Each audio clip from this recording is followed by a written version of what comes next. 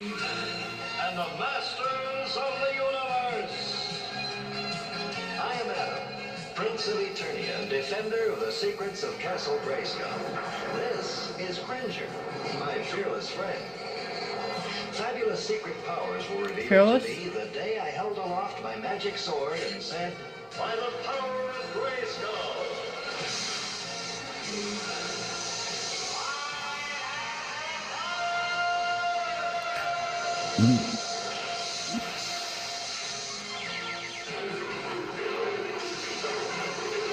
Cringer became the mighty Battle Cat, and I became He-Man, the most powerful man in the universe.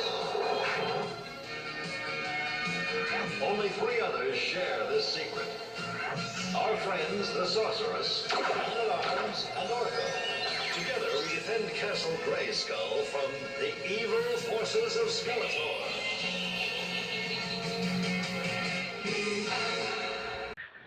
Well, here's the Saturday morning cartoon. It is the wonderful Masters of the Universe. You forgot He-Man.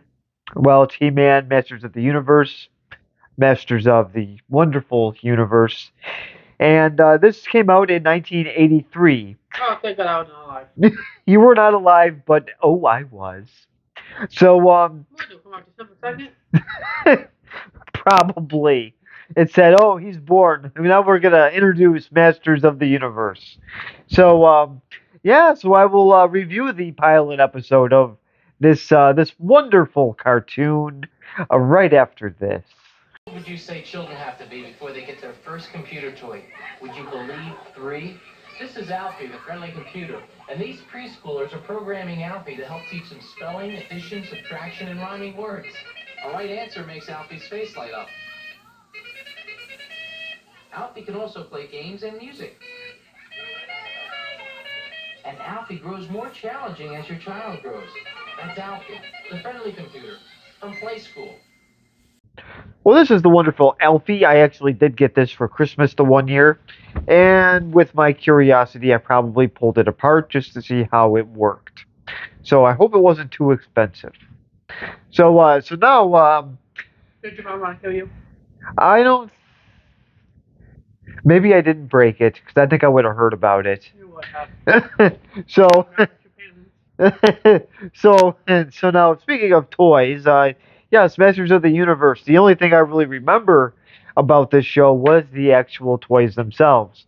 And if you listen to YouTubers, one of the things that they wanted to do was sell toys to kids. Still don't see the harm in it, but whatever. They just want to sell toys. But let's see how this show is. Skeletor looks interesting. He-Man looks boring, but I could be wrong. Well, I don't know yet. I could be very very wrong. Orko at least looks interesting, and he could be the comic relief in this. So I don't really know what these voices. Well, I think he explains it all. Just laying there in bed saying, "The movie was bad enough. I hope the cartoon's better." But he's going to hope for the best, but expect the worst. So, so John Irwin is the voice of He-Man, and then Alan Oppenheimer is Man at Arms. Oh, I gotta love the names. Okay, I know you're probably sick of hearing this, but who the heck is these people? I honestly don't know when my tablet's going to die, so I'm just going to name the actors and actresses that are doing the voices, and that'll be it. I don't think anybody really has heard of any of these people. Lou Schreiber is Orko. Linda Gary is Tila. Eric Schreiber is Prince Esker. I'm assuming some of these are also Skeletor as well. Norm Prescott is Stratos. George DeCenzo is Garth. And Jay Schreiber is Queen Marlena. Okay, so I'm just assuming that they have more than one voices for each character. So, uh, I guess the story is here is that Skeletor is looking to rule the world like most cartoon villains. So there's nothing new right off the bat. And He-Man is the one who's going to stop him. So a big muscular. Oh, well, after. Well, I shouldn't say that. It came out 6 years after. Oh wow. Okay, that's kind of weird to think about. It could be a ripoff of. I'm sure that Spaceballs was a spoof. So, um, could this be an interesting cartoon? We will see. I just Anything like that intro. I just told the whole story behind it. So now I'm just going to get into the first clip. We at least get to see Skeletor, who, from the most part, looks pretty cool. But let's see how the voices match up with them, since this is a cartoon, and most cartoons we've done have actually been quite enjoyable. Oh So no, Frank Walker in there. That's bad. Frank Welker said I didn't. I'll say why Frank Welker probably didn't want to be part of this project at the end of the review. So I will show the first clip in just a second.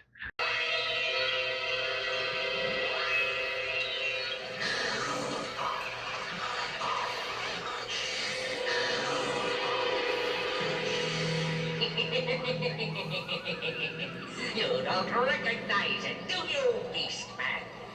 In this box lies the lost diamond ray of disappearance. The Diamond Ray? But that makes those who see it. I know what it does, Furface. Now activate the transport beam. Can we watch the real Ghostbusters? Oh, we're on camera.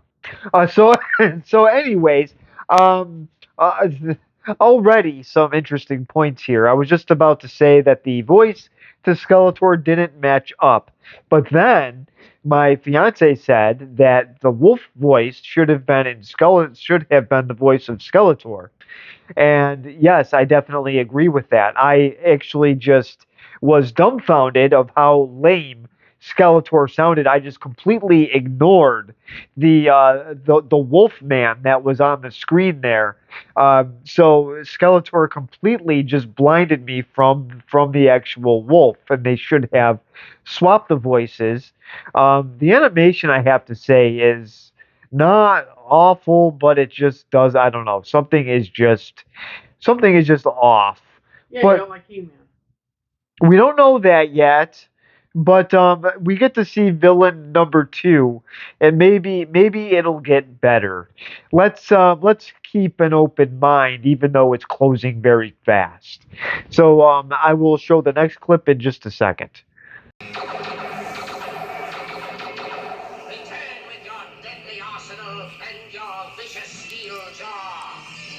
Is he a bad guy? No, I don't know. I think so, because he's also going to Skeletor. Oh, a Pink Panther. A Purple Panther. Excellent. Skeletor, why have you summoned us here? At last I had the means to conquer Eternia Is that an and engagement crush ring? He-Man once and for all. Did we already do Metal Mouth? Was that blue guy? Yeah. That's who. Oh, that's right. Yes, we did. And then Skeletor has the engagement ring. So which one of his boring comrades is he proposing to?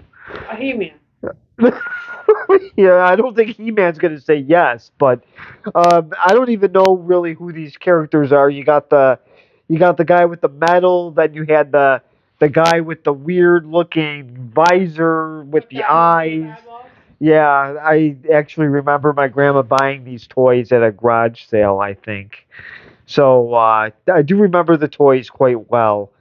Um, those weren't horrible, but even these bad guys here really aren't interesting in any type of ways. At least I understand Ninja Turtles wasn't a huge. People weren't really a huge fan of that, but at least Bebop and Rocksteady were kind of amusing. Krang was amusing, and so was Shredder. These guys are just, eh. So far, I'm not really into Masters of the Universe yet.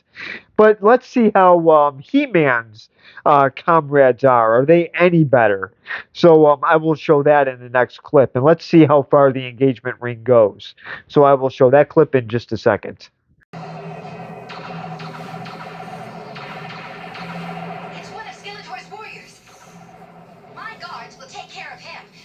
Oh, with your Majesty's permission. Yes, Captain, go. Come on, Cringer. The This is no place for us. If only you were more of a prince. And I hope Adam's not gonna do what I think he's gonna do.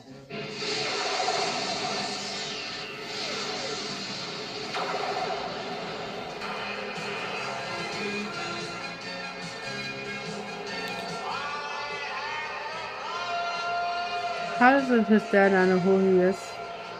He looks exactly the same, minus he has no clothes on.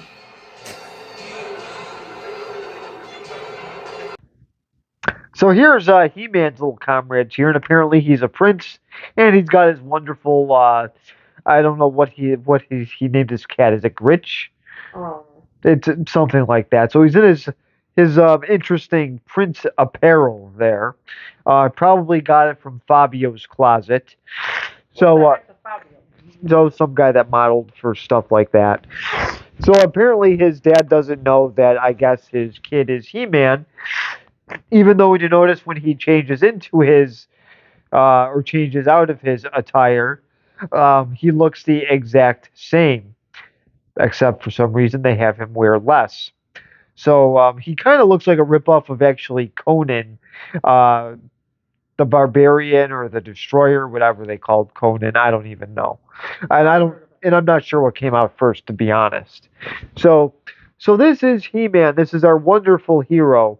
So now but like I said, Orko does look somewhat interesting. So He-Man at least has something with personality, or at least some mystery to it. So Orko's the little guy, the little wizard-looking thing there that's flying. So now let's see how the action scenes are. Maybe it gets better. Maybe it gets exciting. So let's find out. For you to chew on, Trapjaw. Trapjaw. Where did I take it even? Trapjaw. Skeletor! Yes! Don't get shot!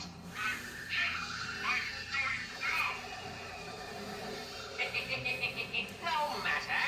That clumsy oaf has served his purpose. With Tila and her guards gone, there's no one to stop us. So here's the very intelligent dialogue, and it looks like that they're on jet skis that fly. And even when the little metal man there gets hurt, and his name is Trapjaw, or Scrapjaw, so he gets hit, and then it's quite comical when he actually does. Skeletor is aware of this, and he obviously doesn't care. Actually, neither do I. I don't know who to cheer for. I'm torn. I kind of want them both to lose. So I think if they both lost, I think that would content my heart. So now I guess the next clip I'm going to show here is He-Man's very, very boring father. He has a stupid gray helmet on with an orange armored suit. And Orko is at least there, so I might actually get a laugh out of this. So let's find out in just a second. A good magician can always help pass the time. Maybe you know of one. You want magic? I'll give you magic.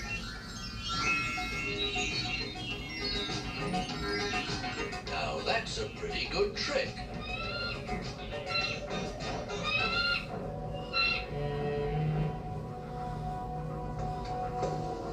Look, it's Zoar. The sorceress. She's speaking to me with telepathy. What's she saying? Skeletor is in the palace. Skeletor! Here? We must get the king to safety.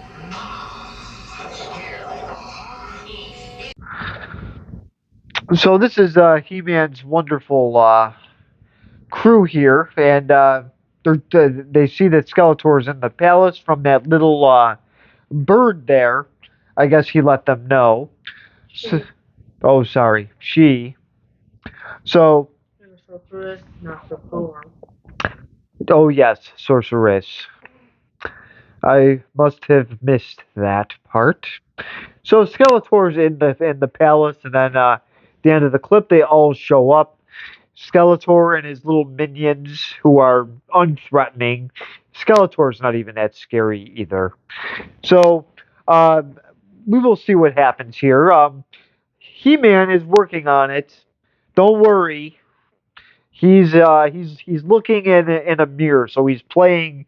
He's imitating Lex Luger when he was a narcissist in WWE. So I will show that clip in just a second.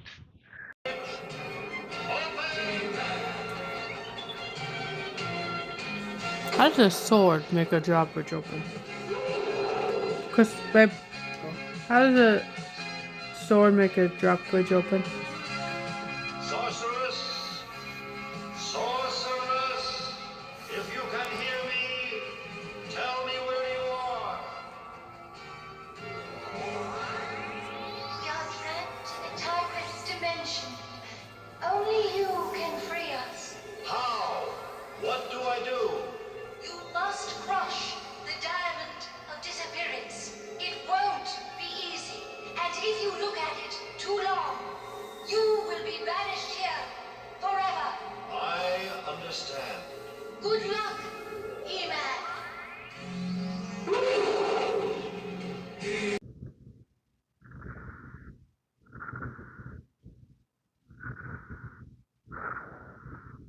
Oh, um, oh, I'm sorry.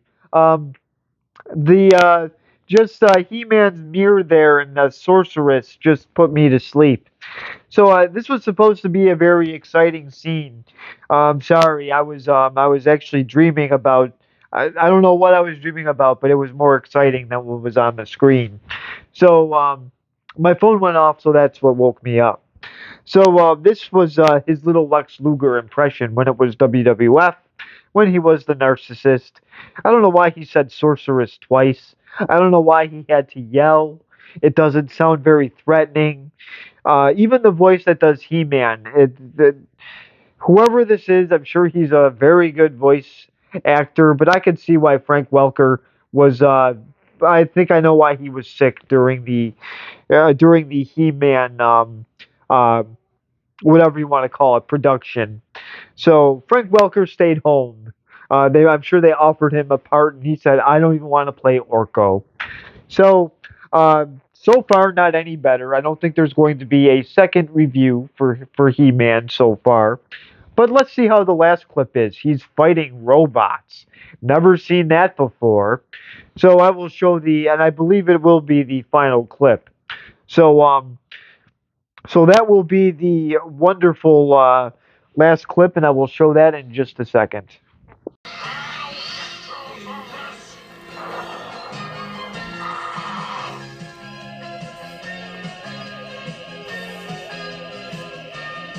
Oh, no, you don't! Kira!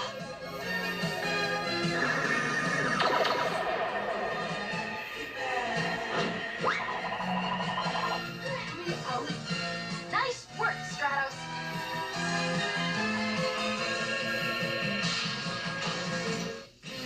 Still too far away for me to use the diamond ray. And fall.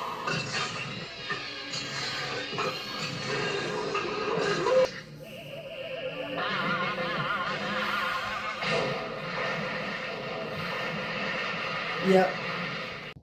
So this is the final clip here. So apparently he's fighting these little metal things that I'm sure they came from the Ford plant. So they were made for $15 an hour. So apparently. Oh, okay. Well, okay, whatever it is, 16 an hour.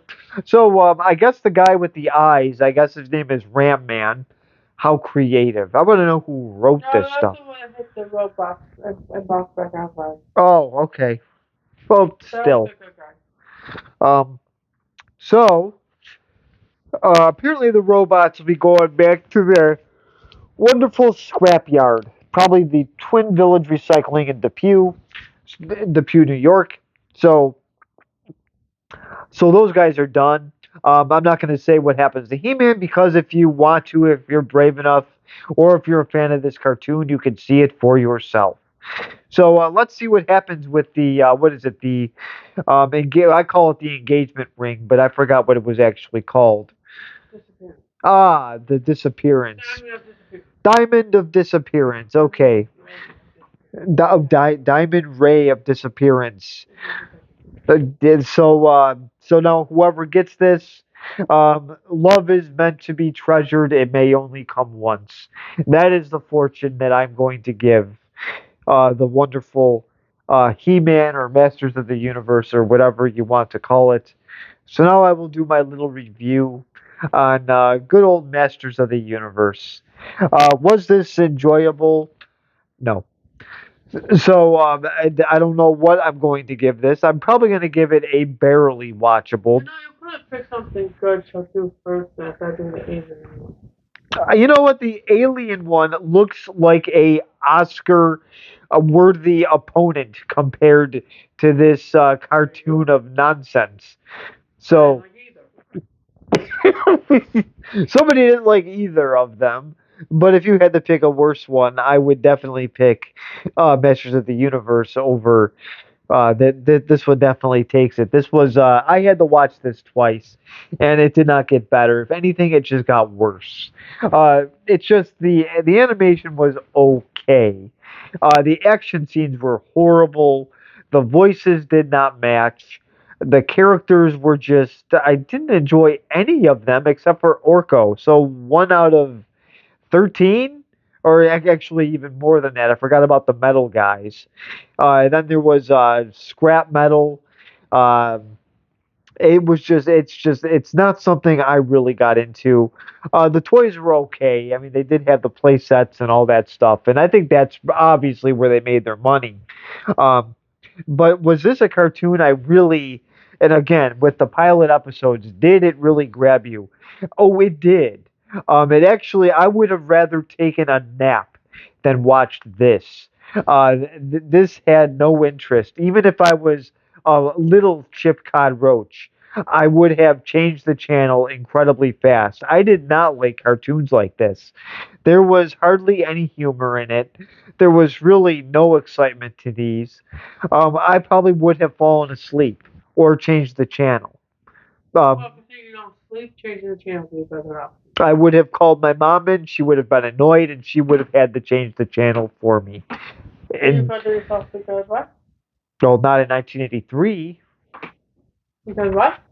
I don't know if I was allowed to even handle the remote. Actually, you know what? I was not. I had to go up to the TV. I would have gladly done that. I would have crawled up to the TV and I would have pressed the button. Well, considering when this came out, you probably wouldn't have born yet. Probably not, but it was on for a little while. I believe this was on for 3 seasons. You So still wouldn't have been able to get to the TV.